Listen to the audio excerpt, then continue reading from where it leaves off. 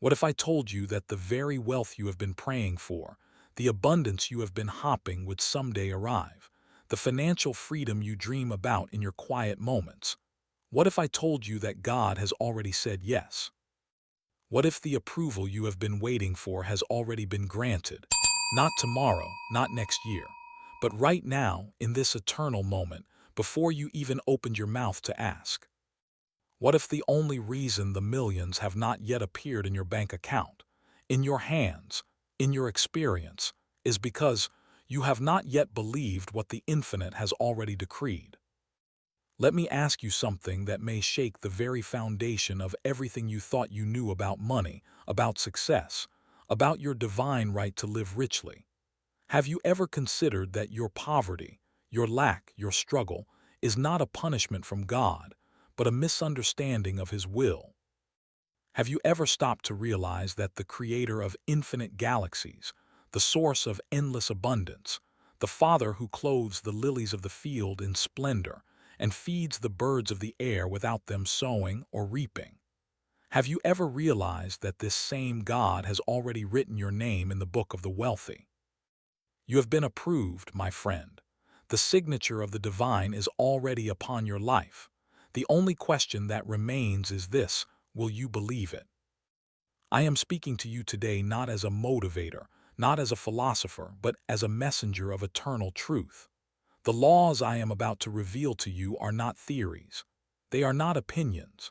They are the very mechanics by which the universe operates, the spiritual physics of manifestation, the divine engineering of your subconscious mind. If you stay with me through this sacred journey, if you open your heart and let these words sink deep into the fertile soil of your subconscious, I promise you, your life will never be the same. Wealth will begin to flow to you as naturally as rivers flow to the sea. Doors that have been locked for years will swing open. Opportunities you never imagined will find you. And you will realize, perhaps for the first time, that you were never meant to struggle, you were meant to reign. So I ask you now, before we go any further, if this message resonates with the deepest part of your soul, if you feel something stirring within you that says, yes, this is truth, then I invite you to subscribe to this channel right now. Click that subscribe button. Hit the notification bell so you never miss a revelation. Like this video as an act of faith, as a declaration that you are ready to receive. And in the comments below, write these words: I am approved for wealth. Let the universe hear your declaration. Let your subconscious receive the command, and let us begin. There is a power within you, a presence, a creative intelligence that knows no limitation and recognizes no obstacle. This power has been with you since the moment you were conceived in your mother's womb. It has been beating your heart, breathing your lungs, digesting your food, and healing your wounds without any conscious effort on your part. This power does not sleep. It does not grow weary. It does not question whether you deserve its service. It simply responds with perfect obedience to the impressions you make upon it through your conscious thinking, your emotional conviction, and your habitual beliefs. This power is your subconscious mind, and it is the gateway to infinite riches. Let me speak to you plainly, as I have always sought to do. The subconscious mind is not some abstract psychological concept. It is not a metaphor or a figure of speech. It is a living, breathing, creating force within you, more powerful than any computer ever built, more responsive than any servant ever trained, and more faithful than any friend you have ever known. Whatever you impress upon it, it will express. Whatever you believe in your heart, it will manifest in your world. This is not poetry, this is law. The Bible tells us in Proverbs 23:7, "As a man thinketh in his heart, so is he." Notice it does not say "as a man thinketh in his head." It says in his heart.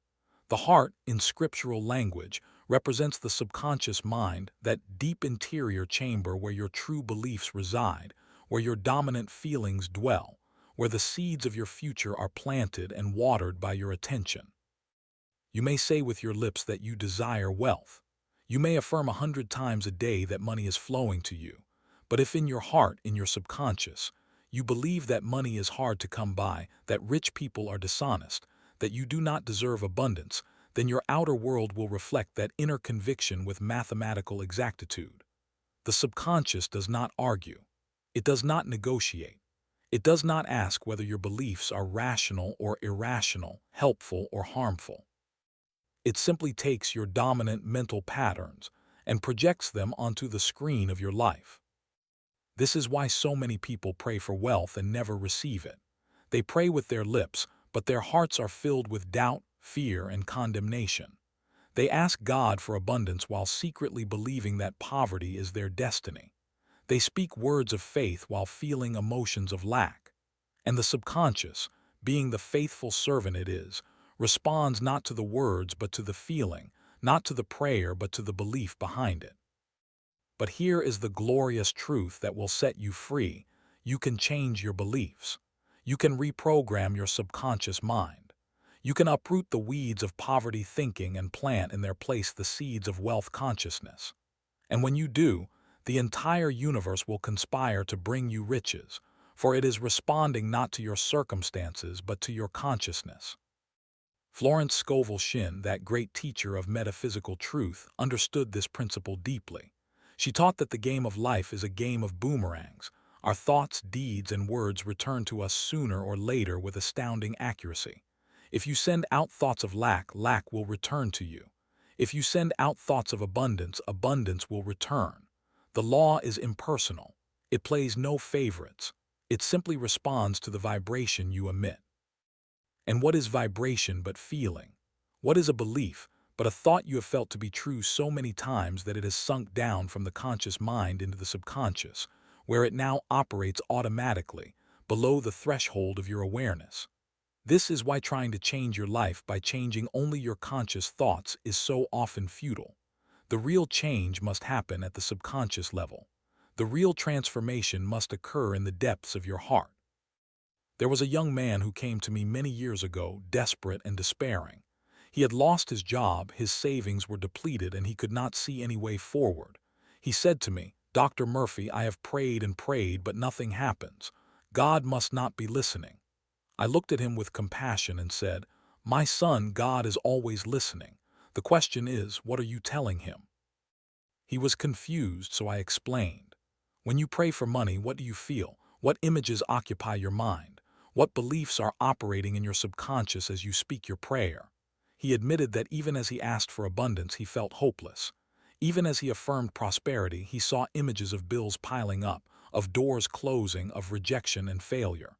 "There," I said, "is your problem. You are praying one thing and believing another, and it is always the belief that wins." I taught him a simple technique that night, the same technique I will teach you now. Before sleep, when the conscious mind is drowsy and the subconscious is most receptive, I instructed him to imagine himself depositing a large sum of money into his bank account. Not to hope for it, not to wish for it, but to feel it as already done. To see the bank teller smiling, to feel the pen in his hand as he signed the deposit slip, to experience the quiet satisfaction of financial security. I told him to fall asleep in that feeling, to let it be the last impression upon his subconscious before he drifted into slumber. He followed my instructions faithfully, night after night. Within 3 weeks, something remarkable happened. An uncle he had not spoken to in years contacted him out of the blue, offering him a position in his company at a salary far exceeding anything he had earned before. But that was not all. He also learned that he was the beneficiary of a small inheritance he had known nothing about, enough to clear his debts and give him a fresh start. Was this coincidence? Was this luck? I tell you, there is no such thing as coincidence in a universe governed by law. The subconscious mind, once properly impressed, mobilizes forces and arranges circumstances in ways the conscious mind cannot comprehend. It speaks to other subconscious minds. It opens channels of supply that were invisible before. It draws to you the people, opportunities, and resources that match the vibration of your inner conviction.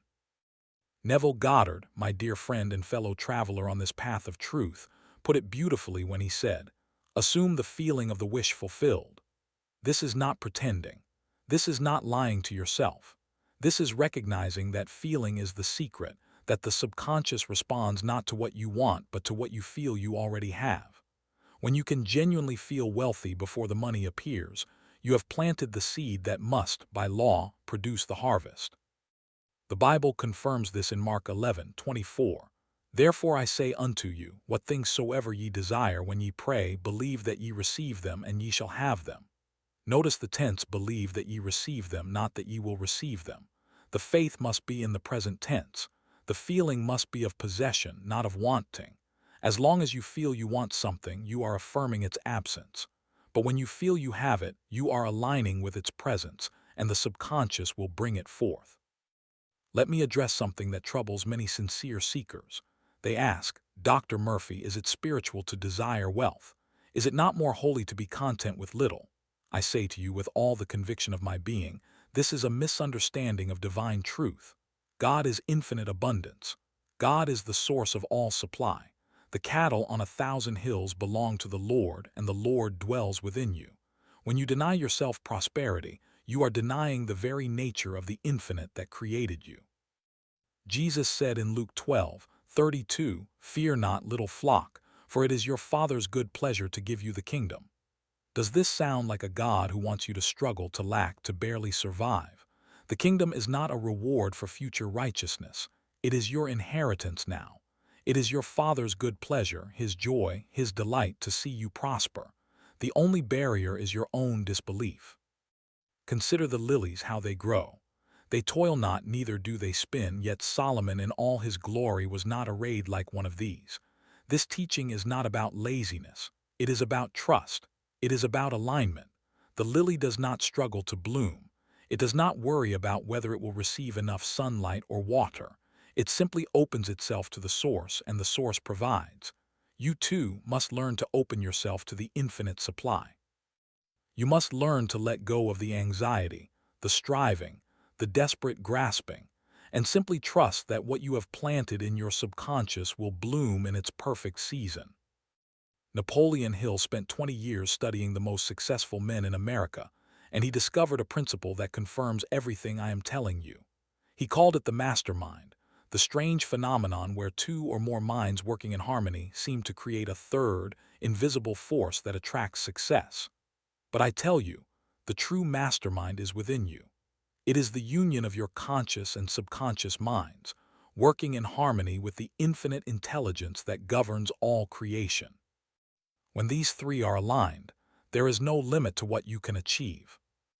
Hill also spoke of the importance of a burning desire, a desire so intense that it becomes an obsession, a fire that cannot be extinguished.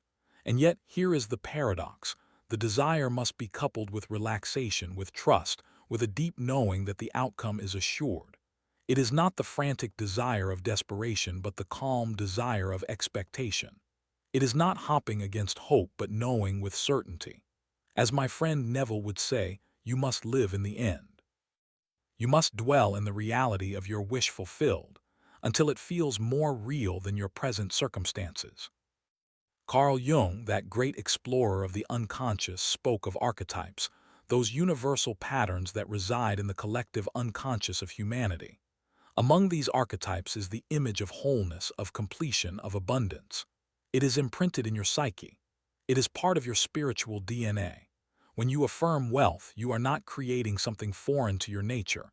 You are awakening something that has always been there, waiting to be recognized, waiting to be claimed. I want you to pause for a moment and consider the magnitude of what I am saying. You are not a victim of circumstance. You are not at the mercy of the economy, the government, your employer, or your family history. You are a sovereign creator, endowed by the divine with the power to shape your reality through the beliefs you hold in your subconscious mind.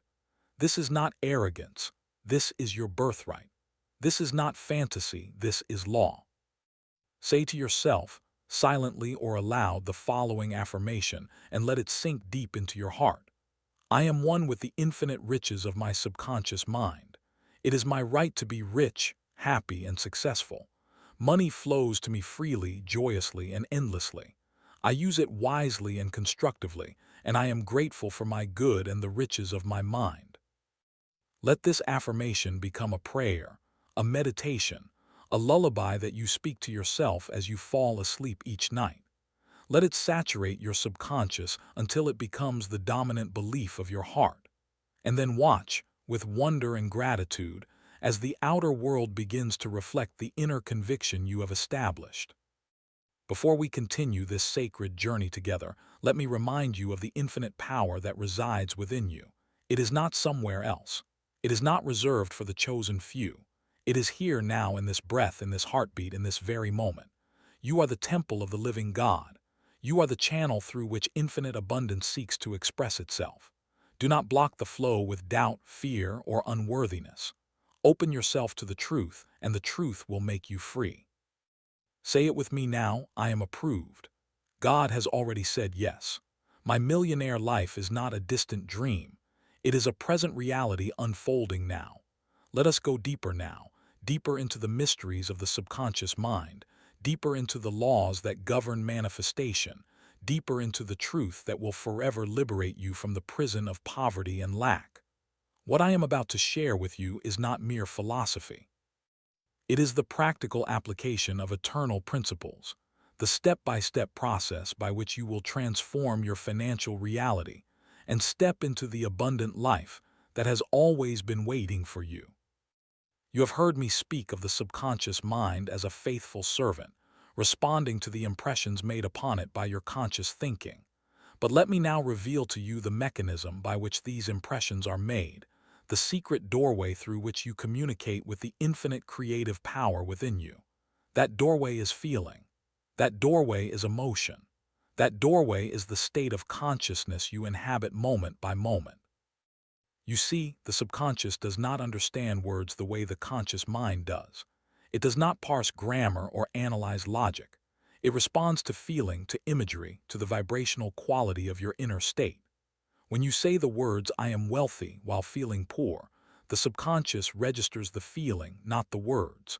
When you visualize abundance while harboring an underlying anxiety about bills, the subconscious receives the anxiety, not the visualization.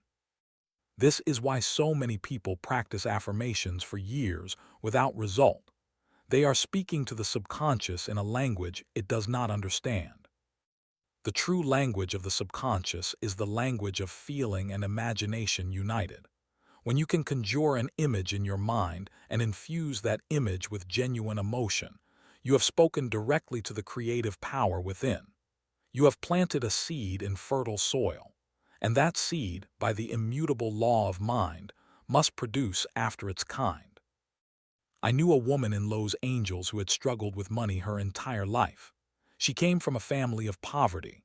Her parents had barely scraped by, and they had taught her, through word and example, that money was scarce, that one must struggle to survive, that wealthy people were somehow corrupt or lucky or both. These beliefs had been planted in her subconscious during childhood, and for 40 years they had faithfully reproduced themselves in her experience.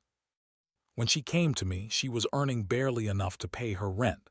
She had no savings, no investments, no security. She was tired, defeated, and on the verge of despair.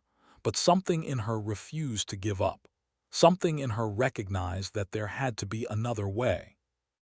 I taught her what I am teaching you now. I explained to her the law of the subconscious mind. I showed her that her poverty was not a curse from God, but a projection of her own habitual thinking. And then I gave her a practice that would, over time, reprogram her deep mind and open the floodgates of abundance. Each night before sleep, I told her, she was to lie in bed and imagine herself sitting at her desk, looking at her bank statement. She was to see a balance that represented true financial freedom, not millions, necessarily, but enough to make her feel completely secure. She was to study that number, to trace it with her mental finger, to feel the reality of it as if it were already true. And most importantly, she was to feel the feeling that such a balance would give her, the relief, the peace, the quiet joy of knowing she was provided for. She followed these instructions with great faithfulness. Every night for 3 months, she performed this simple mental act, and slowly, imperceptibly at first, her outer world began to change. A relative she had not heard from in years reached out and offered her a job in a new field. The salary was double what she had been earning. Then an old debt she had written off was unexpectedly repaid. Then she received a small inheritance from a distant aunt. Step by step, the outer picture conformed to the inner image she had been impressing upon her subconscious. Within 2 years, this woman had saved more money than she had earned in the previous decade combined. She had moved into a beautiful apartment. She had taken her first vacation in 20 years. And most importantly, she had lost all fear about money. She knew from direct experience that the subconscious mind is a mighty ally, and that once properly directed, it will bring forth abundance as surely as the earth brings forth the harvest when good seed is planted. This is not magic, my friend. This is law, and the law works for everyone without exception. It does not matter what your background is. It does not matter what mistakes you have made. It does not matter how deep in debt you are or how hopeless your situation appears.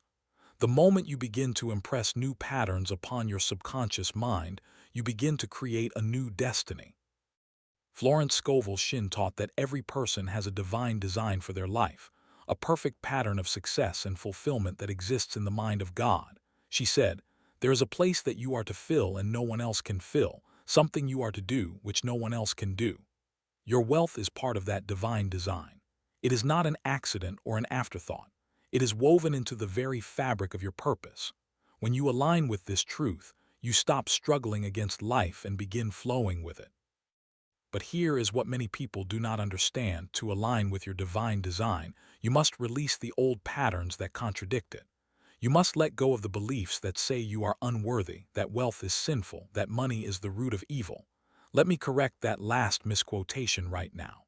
The Bible does not say that money is the root of all evil. It says in 1 Timothy 6:10, "The love of money is the root of all evil." There is a profound difference. Money itself is neutral. It is a symbol of exchange, a means of circulation, an instrument of service. It can be used for great good or for great harm, depending on the consciousness of the one who wields it. To love money above all else, to worship it as a god, to sacrifice your integrity and your relationships for it, this is indeed a form of evil. But to use money as a tool for blessing, for freedom, for the expression of your highest self, this is entirely in harmony with divine will. In fact, I would go further. I would say that God wants you to have money, not so that you can hoard it or flaunt it, but so that you can be a channel of good in the world. How can you feed the hungry if you have no food to give? How can you shelter the homeless if you have no home yourself? How can you support the causes you believe in, the people you love, the dreams you wish to manifest if you are constantly worried about your own survival? Poverty is not a virtue. It is a limitation. And while there are those who choose voluntary simplicity as a spiritual path, this is very different from the involuntary poverty that comes from ignorance of the law. You are not meant to suffer. You are not meant to lack. You are meant to demonstrate the abundance of the kingdom, right here, right now, in this physical world. Neville Goddard used to say, "Assume the feeling of the wish fulfilled and observe the route that your attention follows." This is beautiful counsel. When you begin to live from the end, when you genuinely feel that your wealth is already established, you will find that your attention naturally shifts. You will begin to notice opportunities you would have overlooked before. Ideas will come to you in quiet moments. People will be drawn to you, not because you are chasing them, but because you are radiating a new vibration. This is the law of attraction in its purest form, like attracts like. Wealth consciousness attracts wealth. Poverty consciousness attracts poverty.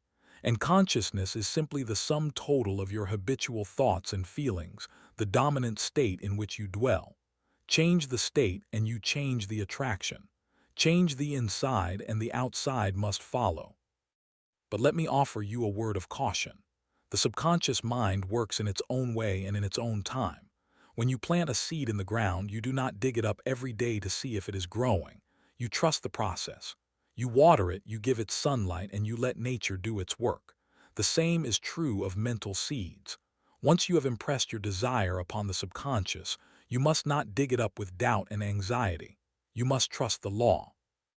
You must rest in the assurance that what you have planted will grow. This is what the Bible calls faith, the substance of things hoped for, the evidence of things not seen. Faith is not believing in spite of evidence. Faith is seeing the invisible before it becomes visible. Faith is knowing that the inner reality will become the outer manifestation, even when present appearances seem to contradict it. I remember a man who came to me in great agitation. He had been practicing the techniques I taught him, visualizing his success, feeling the feeling of abundance. But weeks had passed and nothing had changed. He was frustrated, discouraged, on the verge of giving up. I asked him a simple question. Have you been digging up your seed? He looked at me, puzzled. I explained. Every time you worry about whether it is working, every time you check your bank account with fear, every time you tell yourself that this metaphysical stuff is nonsense, you are digging up the seed. You are interrupting the creative process. You are sending mixed signals to the subconscious, one moment believing, the next moment doubting. He understood. He recommitted to the practice, but this time with a new attitude. He decided that he would plant the seed and then leave it alone. He would do his visualization before sleep, feel the feeling of wealth, and then release it completely to the subconscious. During the day, whenever doubt arose, he would gently remind himself, "It is done. The seed is planted. I trust the law." Within 6 weeks, a business opportunity he had dismissed months earlier came back to him in a new form. He pursued it, and it became the foundation of a prosperous enterprise that transformed his entire life. He had learned the lesson of non-resistance, of letting go, of trusting the infinite intelligence to bring about the result in its own perfect way. This brings me to a principle that is absolutely essential for wealth manifestation, the principle of non-resistance. Florence Shinn spoke of this often. She said, "Resist not evil, be not overcome by evil, but overcome evil with good." This is not passivity. This is spiritual strategy. When you resist something, you give it power. When you fight against your circumstances, you reinforce them. When you struggle and strain and push against the current of life, you exhaust yourself and accomplish little. The master manifester does not resist. He flows. He accepts the present moment without condemnation while simultaneously holding the vision of a better future. He does not deny what is, he simply refuses to give it permanent power. He says, "This is the current appearance, but it is not the final reality. The final reality is what I am creating in my subconscious mind." Carl Jung spoke of the shadow, those repressed aspects of the psyche that we deny and project onto others. Part of the shadow, for many people, includes their relationship with money. They have hidden fears, secret beliefs, unconscious patterns that sabotage their prosperity even as they consciously pursue it. To truly become wealthy, one must bring these shadow elements into the light. One must examine the beliefs that were planted in childhood and ask, do these beliefs serve me? Are they true?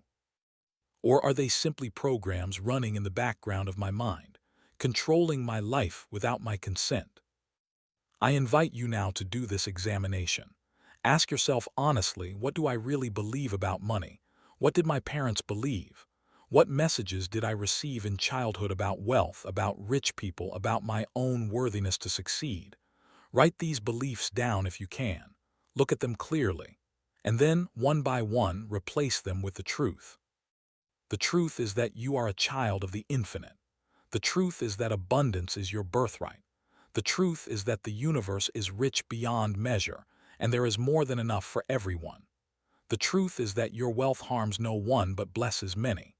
The truth is that God wants you to prosper, and the only thing standing between you and your millions is the beliefs you hold in your subconscious mind. Napoleon Hill wrote of the importance of a definite chief aim, a clear and specific goal that focuses the mind and directs the energies. I affirm this teaching. While it is true that the infinite can bring you abundance in ways you have never imagined, it is also true that clarity amplifies power. When you know exactly what you want, when you can describe it in vivid detail, when you can feel it with your whole being, you send a powerful signal to the subconscious. You give it a target to hit. So I ask you now, what is your definite chief aim? How much money do you wish to manifest? What does your abundant life look like? Where do you live? What do you drive? Who do you help? How do you spend your days? Make this picture as clear and as specific as you can. Write it down, review it daily, and most importantly, feel it as already true. As we draw this portion of our journey to a close, I want to leave you with a truth that has the power to transform everything. You are not alone in this work. The infinite intelligence that created the universe is working with you, through you, as you. You are not pushing a boulder up a hill. You are cooperating with a power that is already inclined in your direction, a power that delights in your success, a power that has already approved your millionaire life. In Luke 12:32, Jesus spoke these words of infinite comfort. Fear not, little flock, for it is your Father's good pleasure to give you the kingdom. The kingdom is not merely a future reward. The kingdom is the reign of God in your mind, in your heart, in your circumstances. The kingdom is abundance, wholeness, joy, and peace. And it is your Father's good pleasure, His joy, His delight to give it to you. Do not let fear steal your inheritance. Do not let doubt postpone your blessing. Do not let unworthiness block the flow of good that is seeking to pour into your life. You are worthy because you are. You are deserving because you exist. You are approved because the infinite has already said yes. Tonight, as you lie down to sleep, enter into the feeling of abundance. See yourself living the life of your dreams. Feel the security, the freedom, the joy of total financial well-being. Let this feeling wash over you like a warm wave, sinking into every cell of your body, every corner of your mind. And as you drift into sleep, release it completely to the subconscious, knowing that it is done, knowing that the law is working, knowing that your millionaire life is unfolding now. I bless you with abundance. I bless you with prosperity. I bless you with the unshakable faith that moves mountains and manifests miracles. The power is within you. It has always been within you. And now that you know how to use it, nothing can stop you. Before you go, remember this: you are a creator made in the image of the Creator. You are a channel of infinite abundance. You are a child of the Most High, and it is your Father's good pleasure to give you the kingdom. Believe it, feel it, live it, and so it is. If this message has touched your soul, if you feel the stirring of something powerful within you, take action now. Subscribe to this channel and become part of a community committed to awakening. Like this video as a declaration that you are ready to receive all the good that life has for you. And in the comments below, write these words as a sacred affirmation: God has approved my millionaire life, and I receive it now. The infinite within me salutes the infinite within you. Go forth and prosper, for you are already approved.